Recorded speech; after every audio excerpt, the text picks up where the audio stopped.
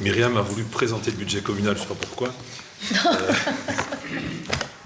Voilà, donc le budget communal, deux parties. D'abord, vous avez reçu la déclaration de politique générale qui, comme vous le savez, est axée évidemment principalement sur la mise en route maintenant de ce site Crisney demain. Donc l'année 2016 sera celle de la concrétisation d'une série de projets qui ont été entamés en 2012 en réalité. Vous le savez, les permis d'urbanisme pour la maison communale, les voiries, la maison de repos ont été délivrés. Alors pour faire simple, parce que voilà, dans les communes, surtout petites, on entend souvent des choses et la chose est son contraire. Pour rassurer tout le monde, les procédures qui ont été suivies par des organismes extérieurs à la commune. Donc les permis, maison communale, voirie, maison de repos, ce n'est pas la commune qui s'est auto-délivré ces permis-là, c'est l'autorité régionale. Donc elle a estimé que nos dossiers étaient conformes. Pour la petite histoire, il y a eu des demandes, clairement, introduites auprès d'un ministre régional en charge de l'urbanisme, en s'étonnant de la manière dont ça s'était passé. Ben voilà, les permis constituent la meilleure réponse. Deuxième aspect, on a vendu, vous le savez, la partie maison de repos au niveau des terrains, la partie logement, vous le savez également, puisque ce sont des décisions qui ont été validées par différents conseils communaux.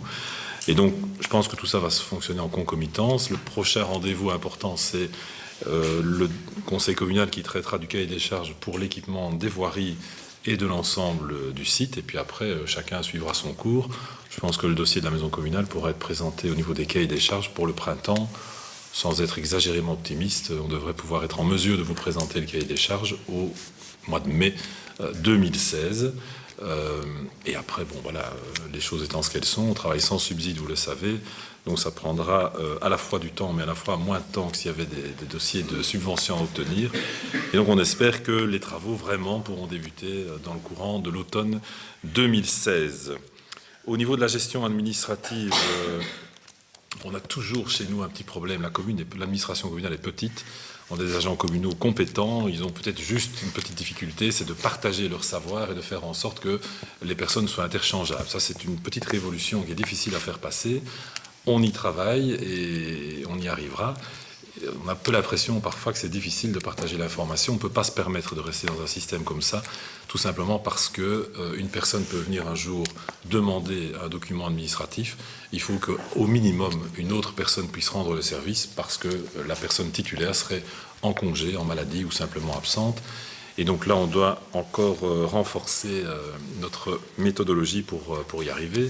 Au niveau des finances, cette année constitue quand même un petit changement, puisqu'après avoir financé pas mal de choses en fonds propres, on passe cette année la vitesse supérieure en termes d'emprunt, mais c'était prévu, puisque vous le savez, dans la dynamique du site Crisney demain, il y a beaucoup d'autofinancement, mais prenons le cas de la crèche actuelle qui est propriété au niveau du bâtiment de la commune et de son évolution. On ne va pas vendre la crèche maintenant alors qu'on est toujours en train de l'occuper. Donc il y a un phasage quand même du financement qui fera que, oui, on doit à un moment donné recourir à l'emprunt pour, in fine, combler ces emprunts-là par des reventes. Mais évidemment, on ne peut pas vendre un bien tant qu'on l'occupe toujours, vous le comprendrez aisément. Les trottoirs voiries, on continue ce qu'on a fait depuis des années qui, je pense, plaît pas mal à la population et répond à une attente, c'est que on essaie d'asphalter un maximum de trottoirs. On a là aussi une difficulté récurrente. Madame Hélène n'est pas là et elle en a déjà parlé à quelques reprises et nous aussi. Je l'ai dit un peu en guise de boutade. Peut-être que ce soir-là, j'étais un tout petit peu plus libre dans mon expression. Je crois qu'à Crisney, on préfère qu'un rétroviseur soit abîmé plutôt qu'un piéton. Là aussi, il y a un petit changement de mentalité à avoir. Moi, je ne suis pas du tout sensible quand un rétroviseur est arraché. Je le suis beaucoup plus quand un piéton est mis en danger. Toutes les rues des villages ne permettent pas ça, mais certaines le permettent. Je prends Quemex, Crisney et Odeur. On a largement la place pour stationner correctement sur les voiries. C'est d'ailleurs la règle. Il y a des endroits où c'est plus difficile. Je pense à Fils, je pense à Tis. Bon, voilà, il faut avoir aussi une possibilité d'être adaptable et réaliste. Mais là où c'est possible, il va vraiment falloir y arriver. Et cet argument qu'on entend chaque fois, oui, mais mon rétroviseur, bon, voilà. Je pense que là, ils sont tous l'équilibre est vite fait. Tout le monde le comprendra aisément. La participation citoyenne importante. On a tous été sensibilisés à grand renfort de coups médiatiques avec les oracles du climat qui nous ont exprimé leur point de vue pendant des heures à la télévision, pendant des heures à la presse, mais on est tous citoyens et on aimerait comme un peu mener ce débat chez nous et voir comment, en tant que citoyen d'une commune comme la nôtre, on peut avoir une influence positive sur l'évolution du climat, connaissant notre rôle, qui est modeste, certes, mais c'est aussi une sensibilisation directe, puisque après ce grand barnum là, qui a duré 15 jours ou une semaine, bon, après on n'en parlera plus. Qu'est-ce qu'on peut faire chez nous dans une commune comme la nôtre? Qu'est-ce qu'on peut stimuler comme comportement positif? Ce qu'on fait avec l'intervention des abonnements de bus et de SNCB, je pense que c'est positif, mais il y a peut-être aussi d'autres actions à mener, et on a un peu envie d'associer la population à cette démarche-là. On l'a déjà dit, c'est quand même assez étonnant qu'on trouve toujours surprenant de voir monsieur et madame tout le monde se balader à vélo dans la commune. Et j'utilise le mot balader à dessein, on a l'impression qu'on a dans ce cas-là du temps libre. Pas nécessairement le cas. Si vous voyez un Hollandais qui se balade à vélo, on va dire il va peut-être travailler, il se rend d'un point A à un point B sans nécessairement être en vacances. Moi, à titre personnel, si on me voit à vélo un vendredi à 10h du matin, on dit tiens, le Bourgogne ne se fait rien, il se promène à vélo. Non, je suis peut-être en train de venir à la maison communale. Donc il y a quand même un gros changement de mentalité à avoir. On a des commerces de proximité qui parfois permettraient pour certains de nouveau d'aller faire des courses rapides à vélo. Qu'est-ce qu'on fait? On le fait tous en voiture. Voilà un gros débat et un grand débat qu'on aimerait bien mener avec la population. L'aménagement de la zone sport et loisirs de Christine-et-Demain fera aussi l'objet d'une proposition de débat. Le collège fera une proposition, elle a déjà été formulée précédemment. On a envie un peu de la confronter à l'opinion de la population pour peut-être l'amender, pour peut-être la modifier ou la renforcer. Ça aussi, ça peut être un beau débat mené dans le courant de l'année 2016. L'espace culture et loisirs, Joseph Van Mal, fonctionne bien. Il pourrait encore fonctionner mieux. Maintenant, il a fait cette petite maladie de jeunesse. On a vu de nouveau ses points positifs, moins positifs. On aimerait bien quand même, parce qu'on n'est pas centre culturel, et tirer justement force du fait qu'on n'est pas en centre culturel, attirer des jeunes talents ou simplement des artistes qui sont amateurs, qui n'ont pas nécessairement les moyens de se payer une salle luxueuse comme la nôtre. Et on a envie d'attirer ce type d'artistes-là, sans pour autant mettre à mal l'équilibre financier des salles. Et donc on a identifié un jour qui est systématiquement libre, ou quasiment, c'est le jeudi soir. Et donc on va vraiment faire une proposition dans les prochaines semaines pour avoir là une offre très particulière pour les artistes, je le disais, jeunes ou moins jeunes, mais qui ont envie ou qui souhaiteraient se produire dans une salle qui a quand même d'une part un cachet tout à fait exceptionnel pour une commune comme la nôtre, et d'autre part ça donne vraiment l'envie de progresser pour celui qui s'y produit. Certaines ont beaucoup progressé d'ailleurs, je ne peux pas citer de nom, mais il y en a qui font du théâtre wallon et en un an, voilà. Vous l'avez peut-être reconnue, elle est ici dans la salle. La piscine, elle prend de l'âge, on y travaille, vous le savez bien. On travaille dans la durée, vous le savez, plutôt que de travailler dans l'urgence. Ça implique forcément des investissements, on en est bien conscient, mais on va continuer dans cette dynamique-là. Le temps passe très vite. Et donc je vous rappelle quand même qu'il y a quasiment un an, en tout cas en 2016, il y aura déjà un an qu'on a signé la convention avec l'exploitant actuel. Il faudra aussi déjà entamer la réflexion par rapport à la suite de cette piscine, sachant que, et on me le rappelle souvent, notamment Myriam qui est dans l'enseignement, que la natation est une obligation décrétale, et donc une commune comme la nôtre qui veille à l'application de cette obligation est une chose importante, d'autant plus qu'on n'a pas d'école communale. Donc, voilà. La conclusion, c'est que Christine bouge, et on a encore envie que ça bouge bien, donc comptez sur nous pour continuer cette dynamique-là. Nous passons maintenant à la présentation du budget. Je cède la parole à mon excellent échevin des finances. Mais vous avez vu comme moi qu'à l'ordinaire, nous sommes toujours en boni, donc 46 841,92 €. Donc c'est une très très bonne nouvelle par le temps qui court. Et à l'extraordinaire, évidemment, là, tu en as déjà parlé, donc il y a, je parle des points vraiment essentiels, 700 000 € d'emprunt. L'avis de Madame Roxane Wartman, je vais vous la lire parce que vous l'avez lu, mais vraisemblablement les citoyens ne le savent pas. Donc notre receveuse communale donne comme conclusion « Stabilité assez remarquable des résultats par les temps qui courent, au service extraordinaire. Le recours partiel à l'emprunt me paraît judicieux, vu la persistance de la modicité des taux d'intérêt. » Voilà, moi je te repasse la parole. Merci. Voilà. En gros, pour simplement compléter ce que Pierre a dit, au niveau du personnel, en 2016, il n'y a pas de mouvement prévu, ni en plus, ni en moins. Il n'y a pas d'admission à la retraite en 2016, je pense. Non. Donc voilà, a priori, il n'y a pas de modification sur cet aspect-là. Pierre a parlé des emprunts. Vous savez qu'avec l'enrôlement différé par le fédéral, 2015, on peut déjà vous l'annoncer, malheureusement, va se solder par un compte négatif, puisqu'on a eu un enrôlement moins important que prévu. Par contre, en 2016, on a un enrôlement plus important que prévu. Mais sur les 2 années, nous perdons au niveau financier 5% dans la commune de Crisnay, tout simplement parce qu'on a les premiers effets de la réforme fiscale votée au fédéral, et donc forcément, c'est tous les niveaux de pouvoir qui se retrouvent légèrement impactés. Pour nous, ça ne nous pose pas de problème particulier, puisque nous avions nous-mêmes procédé à une petite réforme fiscale avec la baisse des impôts passant de 8 à 7,8. Et on en profite quand même au niveau du collège pour lancer un appel, j'espère qu'il sera entendu. On a vu les déclarations du ministre Furlan qui consistaient à dire que si une commune se trouvait dans une situation avec un précompte immobilier inférieur, je crois, à 2500 ou 2600, et un IPP qui effectivement est inférieur à 8%, elle serait sanctionnée sur le fonds des communes. Ça n'a pas de sens. Ça n'a pas de sens. Pourquoi ? Parce qu'il y a de l'autonomie communale là derrière. Et si cet effet-là devait être appliqué, pourquoi pas ? C'est une décision régionale, mais au moins qu'il nous donne l'occasion de réagir en amont.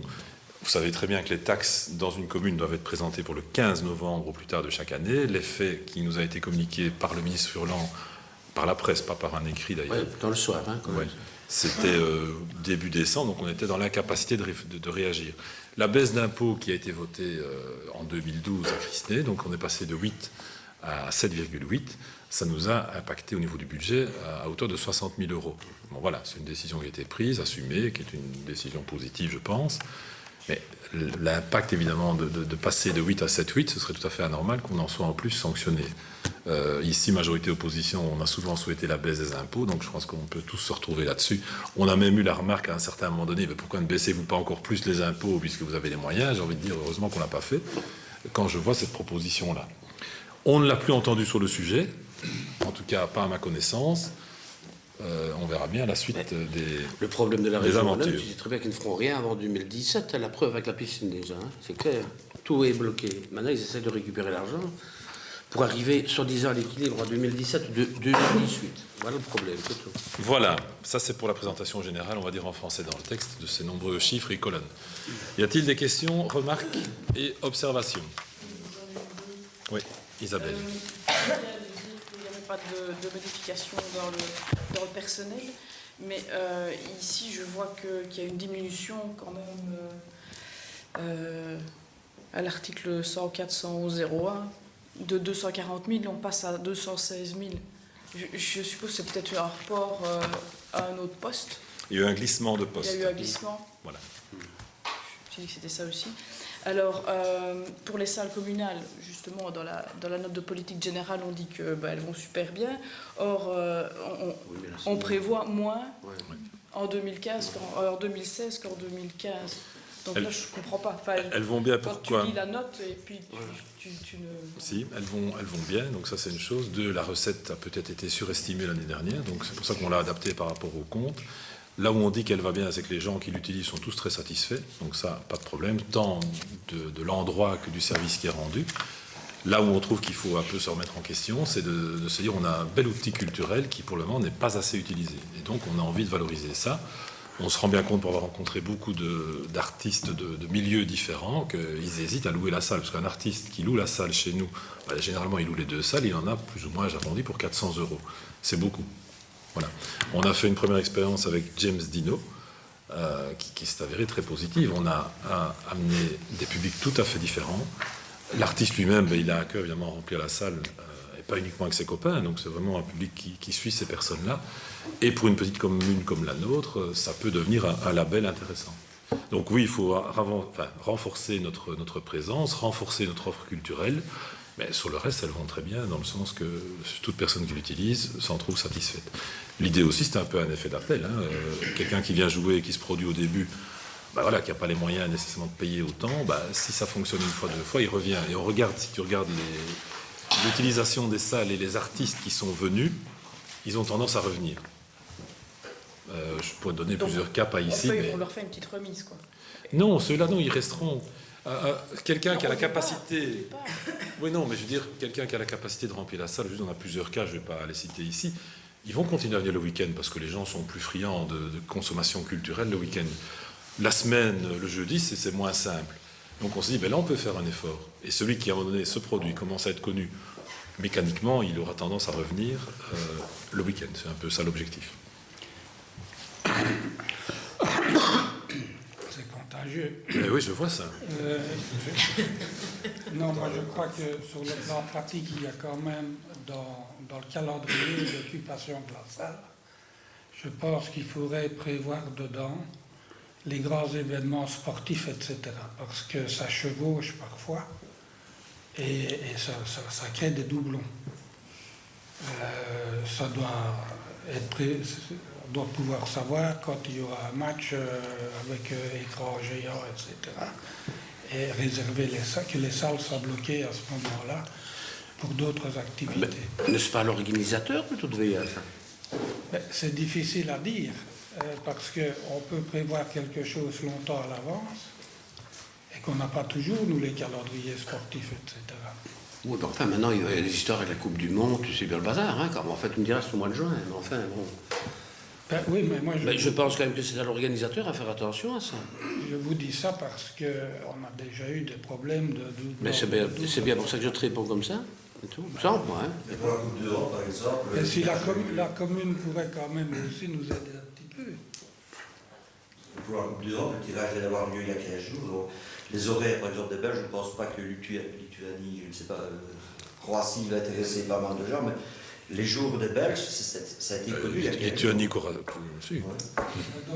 Donc c'était seulement, on ne sait pas. Les gens qui avaient peut-être réservé la salle, je veux dire, il y a 3 mois d'issue, c'est seulement 6 mois à l'avance qu'on peut dire qu'un tel grand événement va avoir lieu.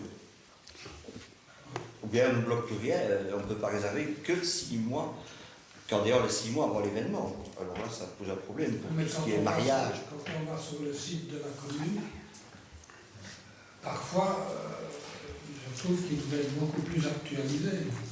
Sur l'agenda. Mais elle a répondu que pour les activités extérieures, là c'est un peu l'organisateur qui doit le sentir. C'est vrai qu'en général le mercredi il y a des matchs du Champions League, donc on ne le fait pas trop. Le jeudi c'est l'Europa League, moins. Le dimanche il y a les héros du gazon, mais c'est fini, donc on peut y aller. Ben, voilà. Mais quand on est par contre informé d'une activité, on essaie quand même de ne pas la mettre en face, hein, on va dire ça comme ça. D'autres questions, Isabelle? Alors, la conseillère en énergie, je vois qu'il n'y a plus de... Il n'y a plus. Il n'y a plus. Il n'y a plus. Donc on a fait toute l'année 2015 sans elle. Oui. On a bien fait ça, hein. D'abord, l'architecte en place rend le conseil. Et d'autre part, on a constaté justement qu'il y a un numéro vert Région Wallonne qui dit plus ou moins la même chose. Et donc on n'a pas eu de frustration de la part des personnes qui sont venues voir notre architecte. Et en tout cas, nous, on n'a jamais eu de retour. Peut-être que vous en avez eu, mais nous, jamais. Non, c'était pas... C'est lié à ça. C'était juste par rapport au poids du budget, donc voilà, c'était pour leur... Et alors, dans l'extraordinaire, tu as répondu à grosso modo à la question, puisque pour les 200 000 euros de la piscine, tu as déjà répondu par rapport aux 125 000 de subsides qu'on aura ou pas plus tard. Ou pas, voilà. Ok. Voilà. Michel. Oui, alors, je voudrais rebondir sur la participation citoyenne, et notamment le fait que tu fais du vélo, et que beaucoup de gens font du vélo. Je vous signale que j'avais introduit un projet de délibération Avec le vélo électrique. une prime pour le vélo électrique aux personnes de plus de 65 ans. Et que le premier échevin, Vincent, avait dit qu'il était d'accord d'intervenir pour les batteries. Mais je n'ai rien vu. Je n'ai rien vu dans le budget. Non, mais justement, donc là-dedans, mais ici, on a pas de problème, hein, on en rediscutera sans problème. Mais donc Philippe, donc dans sa déclaration de politique générale, en a parlé. Et donc là-dedans, le problème, c'était de savoir si la commune faisait un effort au niveau public, au niveau privé. Tu vois ce que je veux dire? C'est ça le gros problème, à mon avis. On peut faire quelque chose, à mon avis, tout en restant... Parce qu'on n'a pas non plus un budget, évidemment, débordant, hein, on est bien d'accord avec ça.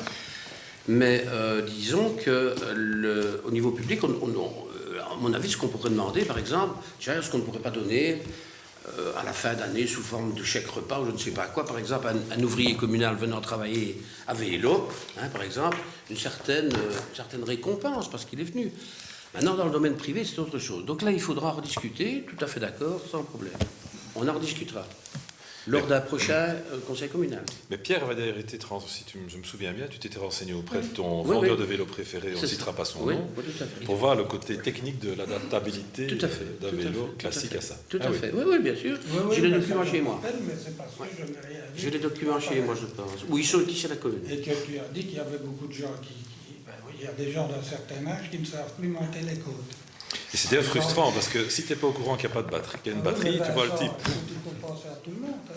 Ben Dans oui, une moi j'ai des commune, mobilettes, il y a je plus demande de jamais qu'on me 20% fasse de le la plein. population qui a plus de 60 J'ai des mobilettes, je ne demande pas qu'on me fasse Ben, le tu plein. pollues avec tes mobilettes de l'ancien régime. Je sais bien, mais bon. Qui roulent à la margarine, moi je ne sais pas pourquoi. Il faut aider tout le monde, hein. Ils vous rompent la voiture, on va les pousser. Hein. On va les aider. Ouais, il faut pas les pousser trop vite, les anciens. Hein. Quand même, il faut penser aux Le autres. skateboard, par exemple, électrique, on peut aussi les aider. Je ne connais pas de personne de 65 ans qui fait du skateboard. Mais monsieur, lui, il a déjà beaucoup plus parce que pour rien. Par contre, pour être positif quand même, hein, c'est vrai, il y a à Crisnier un groupement, on parlait de groupement tout à l'heure, ça s'appelle la Bande à vélo, qui est très, très active, hein, qui roule tous les mardis, avec des personnes effectivement plus âgées, qui utilisent une batterie électrique et qui, grâce à ça, d'une part, gardent le plaisir d'être en groupe, et d'autre part, se permettent, grâce à ça aussi, de faire des distances plus longues que celles Il y a ça, qu'il ou elle ferait comme tu viens de sans dire, ça. l'activité. Et qui gagne une grâce à certaine- ça, une bonne santé et aussi une plus belle vie sociale. Oui, exactement. Parce qu'on fait beaucoup de Mais ça connaissances. n'intervient pas sur le budget d'une famille, hein, ça reste un vélo électrique. Non, mais ce qui Et a... charger une batterie, ça n'intervient pas, c'est quoi? Bon, enfin, moi, le premier échevin, la réponse du premier échevin me satisfait, donc Mais ce qu'on veut faire, à Vincent et Michel, pour vous mettre non pas d'accord, mais pour clôturer la discussion, la population, souvent, est matraquée d'informations parce qu'elles viennent d'en haut, et puis je trouve qu'une commune comme la nôtre, où on a une vraie proximité, on peut porter ce genre de débat. Après, on prend les décisions qu'on prendra, mais en tout cas, on peut avoir ce débat, c'est tout. À ce stade-ci, c'est ce qu'on demande. Michel, je pense que c'est une très bonne idée, mais il faudrait peut-être, au lieu de penser ça, parce que si tu lis un subside à l'acquisition, c'est un peu dangereux, parce qu'il suffira que quelqu'un déclare sur l'honneur qu'il habite Cresnay, pourrait avoir un subside pour l'achat d'un vélo électrique. Il faudrait plutôt lier ça à l'utilisation, comme les gens qui participent à la bande à vélo. Donc il faudrait que le vélo qui aurait bénéficié d'un subside soit réellement utilisé par quelqu'un de Cresnay. Sinon, on nous fait apport à beaucoup de C'est ça le choses. débat. il faudrait revenir. Oui, Il faudrait ça. revenir. Au niveau public, ça va, tu vois. Au niveau privé, ça devient plus compliqué. Mais c'est ça le débat, c'est savoir où on va, comment on y va et jusqu'où on va. D'abord, il faut relire ce que j'avais proposé. On propose une discussion là-dessus. Oui. Je suis très heureux d'avoir soulevé le point et qu'on accepte d'en discuter. Pas qu'on vienne tout de suite déjà avec des vétos et des trucs de principe. Parce qu'alors, moi, je pourrais prendre une délibération pour taxer les véhicules ancêtres. Parce que ça pollue à mourir. C'est-à-dire, elles sont surtaxées. Mais ça, la région s'en est chargée Pas déjà. tout seul, hein, nous c'est qui, hein? Ils ont changé le taxation. On est tous c'est qui, hein? Ben si, hein. Et puis, qu'est-ce qu'il va faire avec sa jeep dans les champs pour aller voir à qui? Il ne pollue pas non premier. Parce que dans les villes, sérieusement, ça n'intervient pas. Un vélo à 1500 €. Et puis, ça se recherche une fois par semaine, ça coûte 1 €. On va pas aller lui donner 1 € toute la semaine quand même. On va se faire bloquer de soin, hein.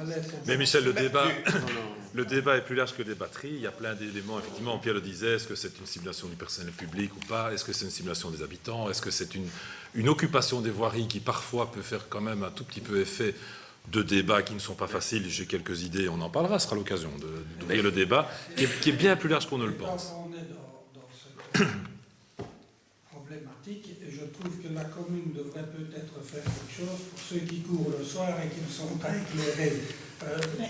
Un bandeau fluo. Ben ça, oui, mais ça, il y a des gilets hein, pour ça. Oui, mais attention, hein, Les c'est gilets, pas hein. très bien. Et sur la route. On n'a pas encore... Pierre a envie qu'on vote, on va voter. Bon, est-ce qu'il y a encore des questions avant que Pierre ne s'en aille? Il n'y en a pas. Pierre, sur le budget ordinaire. Oui. Oui. Oui. Non. Non. Je vais quand même dire oui. Hein. Budget extraordinaire. Pierre. Oui. Oui. Oui. Oui. Oui. Oui. Non. Non. Oui, avant de passer au point communication, je voudrais remercier notre directrice générale faisant fonction qui a fait le budget comme une grande, qui a beaucoup travaillé sur le sujet. Donc c'est pas toujours évident parce que vous savez qu'elle est en même temps en formation pour avoir son diplôme de sciences administratives, et donc je voudrais la remercier devant tout le monde puisque c'est quand même un beau travail.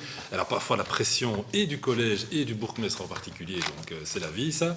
Mais il faut aussi pouvoir dire merci, donc merci beaucoup et bravo pour ton travail. Vous l'applaudissez.